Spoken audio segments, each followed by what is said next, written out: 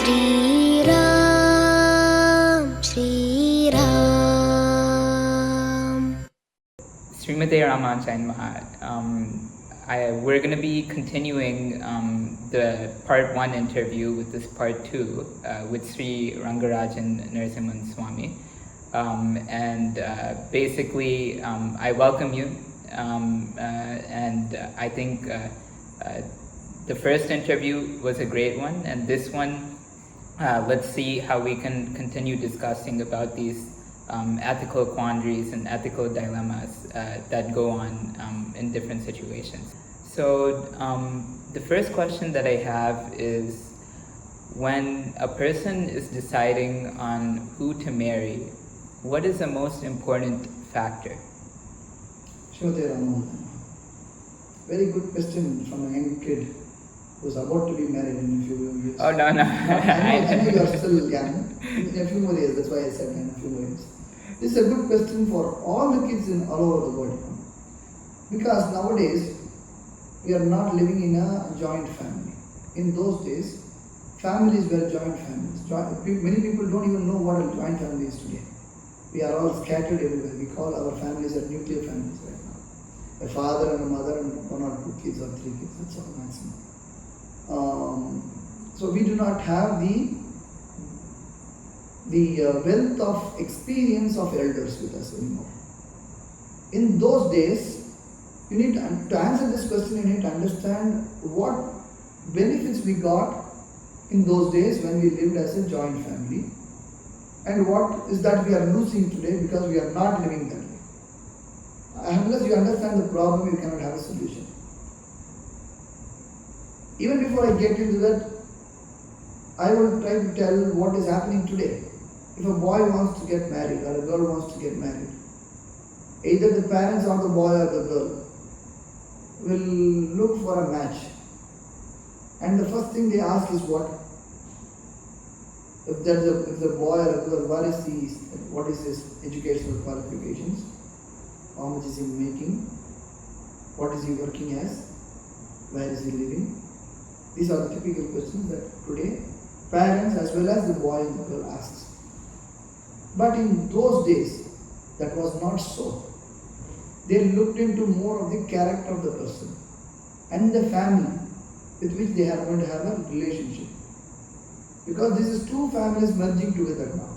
Marriage is basically 2 different families coming together and to become a bigger family. The boy's family and the girl's family. After the wedding is over, they become one family. Right? So the family culture, the values that they hold must be compatible. If you want to have a long lasting and happy marriage life. Right? So that was what was given importance in those days. And this came because there was an ecosystem by which the families were living those days. Now, like I said, it is scattered. In those days, there was a grandfather was there, the grandmother was there on both the sides. They used to talk to each other and they try to assess each other whether their things are compatible. Apart from the horoscope I'm talking about. Even before the horoscope, this all happens. To find out whether the boy is having good characters, good practices, whether he is spiritually oriented. Why do you want to be a spiritually oriented person? Because that is actually taking you to the next level. You are not a selfish person. The moment you are a spiritual person, you will live for the society, naturally. So people wanted to have such things. But now, it is exactly the opposite. People don't want to live as families, as together families, joint families. So they are more worried about the material benefits that they get out of a relationship. The boy and the girl marrying together. How is that which is going to elevate us materialistically? Remember, can you see the difference? Those days it was a marriage for 2 families. That means 2 different families come together as a single family. Today, 2 different individuals come together to enhance their wealth. How? It's a huge world, right? A huge difference, right? There is on one extreme and another is another extreme. So, in such a situation, The least that one person. See, this is the reason for all the turmoil that is happening in families. So many divorces are increasing every day. Lack of childbirth is happening.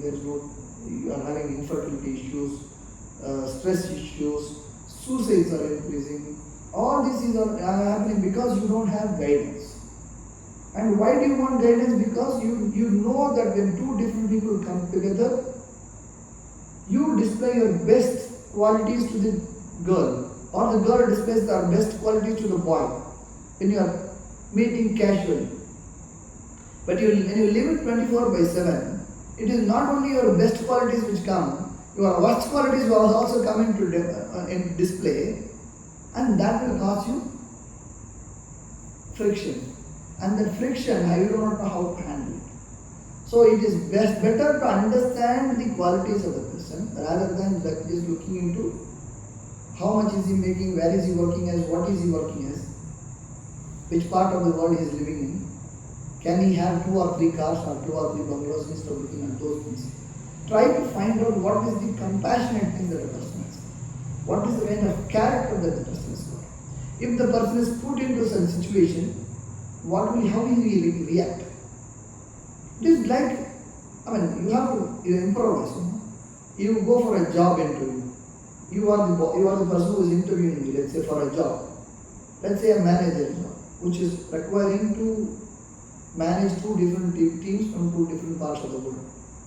Then what do you look in me? It's something that you have, ability to understand both these teams which are living in different parts of the world, different time zones, and then getting the best out of work for the team, and then ensuring that the team is managed properly without any friction so that the optimal output should come. This is what you look in. These are the qualities that you are looking in for me as an interviewer. And then if I display those qualities to you, then you will give me a job. How will you ensure that these qualities are there with me? You give me scenarios. Or this scenario is there. Suddenly, the team in London is cut off because of a huge tsunami. What will you do? For example, some scenarios you give and try to assess the answer that I give. What if I fire 25 people from your team tomorrow? What will you do? That would be a question. You will judge me based on my answers. So you spend so much of your time to employ a person to work for your company with whom you probably will be spending maximum 8 hours a day. Imagine how much of your time that you should spend to choose a person who is going to live 24/7 for the rest of your life. So, instead of just looking at how much money he is making, where is he living, and then what kind of a job he is doing, what is his position, you start trying to find the person whether he has got character. And that character can only be known by some kind of an interview. In those days, the girls had the supremacy. They had the choice to choose their bride. In Ramayana, there was a Swayamvara which happened. Sita was supposed to select a person. Right? So that how do you select? You put them through tests and then select that person.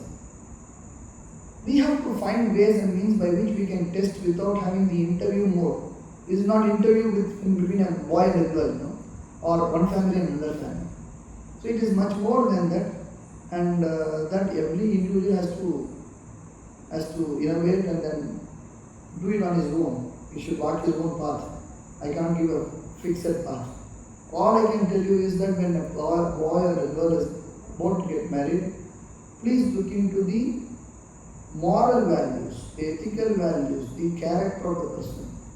Whether the ultimate goal of the person matches your ultimate goal. For that, you should have an ultimate goal. Your ultimate goal cannot be to buy a Boeing private jet. That is not wrong, but that cannot be the only goal. So these are all the things that you should look into. Look for character, look for good habits. That is more important, whether the boy or the girl is drinking, whether the boy or the girl is smoking, whether they are into drugs or not. All these questions you can ask, not a problem. You can find also. Whether the person had any affair earlier, it can be asked and found out why was it broken, what is the reason. You can ask. There's nothing wrong in asking, because you are going to want to spend time for the rest of the life with another person. You don't want to get into a short-term relationship, you want a longer-term relationship. And then you also talk about the idea of having kids after the marriage, whether he's interested or not. I lived in US. People live, they get married, and then when the kid comes in, they separate because one or the other don't want the kids. At least in India, it's not that much so far. I don't want that to happen here, but please discuss that. Discuss the time frame that you want. If you are let's say 25, you are getting married. The boy is let's say 30, or the girl is 30, getting married at that time. You may want to have a kid. You should plan your life. 30 for a lady is too old to have kids. Her body may not cooperate. You should understand that. So you should find the optimal time by which you have to, if you are married at 30, what can you do? You can't rewind it back, right? So you should discuss these things. You should know these things beforehand, that you are actually getting into a relationship which is building families, which is building a new set of ethical values which you are going to pass on to your kids. What kind of things that I am going to pass on to my kids was all important. So all these things you should somehow figure out, and it's not a joke. Marriage is not a joke. It's not one boy and then girl getting married to have sexual relations. It is to have a life together. In Sanatana Dharma, a boy and a girl get married to be of service to God, to be of kainkariam to God as a family. And then you beget children to ensure that the child also serves Perumal, to the kainkariam. Such is the noble thought that you have to. You should inculcate all these things. And if you start looking at people like this, those kids who are watching this video, they should ask questions. I may be sounding so alien to whatever they have in their mind, I do not know. But unless otherwise they ask questions, we can't clarify. So discussion is required. Dialogues are required. More and more discussions will help you become better. I am 54 years old. That much of an experience that I have. You have 20, 22 years old. You can utilize all the experience that I have got in my life. Then use it. You do not reinvent the wheel. Not only me. You can talk to anybody. Your father is a good choice to start with. Your mother is a good choice to start with. Your uncle is a good choice to start with. Your aunt is a good choice to start with. Start talking to them. Sometimes you may get your answer, sometimes you may not get your answer, but be open. Start talking to people. What is marriage? What will we do? It is not just about having a man and a female having a sexual relationship. What more? What are we supposed to do? Ask these questions. Get the answers. And then try to find the right match. I think that's a fantastic message for the youth and today's generation, because things have been so fast where, they swipe right or left and who knows what happens, right? But I think this message is really needed, that character is the most important factor when deciding a marriage.